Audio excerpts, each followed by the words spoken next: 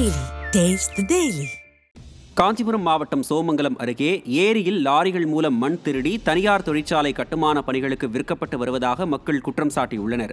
காற்றம்பாக்கம் ஊராட்சியில் உள்ள கம்மாங்காட்டு ஏரியில் அரசு அதிகாரிகளின் துணையுடன் அரசியல் கட்சி பிரமுகர்கள் அனுமதியின்றி ஜேசிபி இயந்திரம் மூலம் ஏரி மண் எடுத்து இருங்காட்டுக்கோட்டை சிப்காட்டில் உள்ள தனியார் தொழிற்சாலை கட்டுமான பணிகளுக்கு விற்பனை செய்யப்படுவதாக புகார் கூறப்படுகிறது. இது தொடர்பாக வருவாய்த்துறை, நீர்வளத்துறை, காவல்துறை உள்ளிட்ட அதிகாரிகளுக்கு புகார் தெரிவித்தும் இதுவரை எந்த நடவடிக்கையும் எடுக்கவில்லை என வேதனை தெரிவித்துள்ள அப்பகுதி மக்கள் நிலத்தடி நீர் ஆதாரத்தை பாதுகாக்க மண் கொள்ளையை தடுக்க நடவடிக்கை எடுக்க வேண்டும் என வலியுறுத்தியுள்ளனர். புதுக்கோட்டை மாவட்டம் விராலிமலை அருகே வீட்டில் தனியாக இருந்த அங்கன்வாடி பெண் ஊழியரை கட்டி போட்டு 15 சவரன் தங்க நகைகளை மர்ம நபர்கள் திருடிச் சென்ற சம்பவம் பரபரப்பை ஏற்படுத்தியுள்ளது. வடுகப்பட்டியைச் சேர்ந்த தியாகராஜன் என்பவரின் மனைவி நீலா அங்கன்வாடியில் பணியாற்றி வருகிறார்.